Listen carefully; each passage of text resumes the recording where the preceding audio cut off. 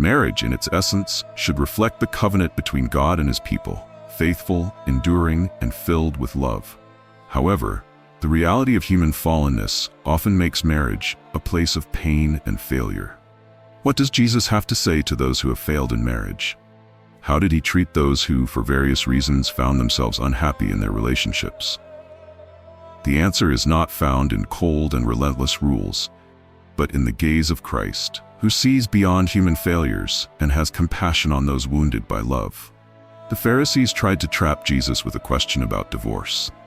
They sought a legalistic answer, but Christ took them to the heart of the matter.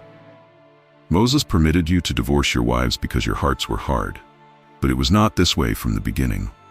Matthew 19:8. Jesus did not deny the pain of divorce, nor treat the impact of separation lightly.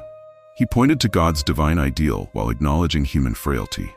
The central point here is not the condemnation of the divorced, but the restoration of the heart. The encounter with the Samaritan woman, a case of love and grace. At Jacob's well, Jesus met a woman whose love life was a disaster. 5 husbands, a current relationship outside of marriage. Everything indicated that she was a failure in the realm of relationships. Yet, Christ did not belittle her. He did not call her an adulteress or publicly shame her. Instead, He offered her the living water of grace. But whoever drinks the water I give them will never thirst. Indeed, the water I give them will become in them a spring of water welling up to eternal life. John 4:14. This woman, wounded by human love, found in Jesus' acceptance a new beginning. He did not define her by her failures, but by the opportunity for redemption. In John 8:11, we see another powerful story. A woman caught in adultery was dragged before Jesus. The teachers of the law were ready to stone her, but Christ bent down, wrote on the ground, and then declared, "Let any one of you who is without sin be the first to throw a stone at her." John 8:7.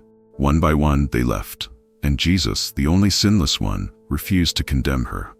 Jesus straightened up and asked her, "Woman, where are they? Has no one condemned you?" "No one, sir," she said.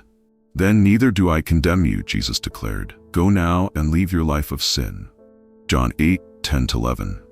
Christ does not ignore sin, but He offers freedom before condemnation. His goal is not punishment, but restoration. A call to those wounded by love.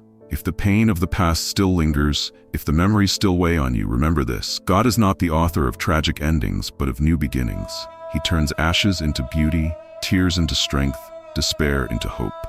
The end of a marriage may seem like an abyss, but to Christ, it is just a bend in the road. His love is not based on your past, but on the future He can build with you. Restoration does not mean going back to what was, but moving forward to what can be.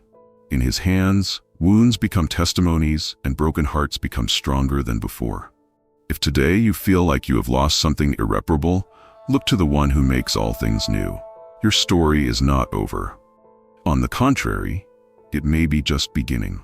If you have experienced the pain of a broken marriage, betrayal, or shattered promises, know this: Christ does not turn away from you. He has never closed the doors to those who are heartbroken in love.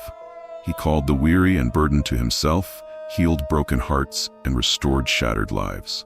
The cross is proof that human failure is never the end when standing before divine grace. The question that lingers is not, what happened to your marriage, but what happens now?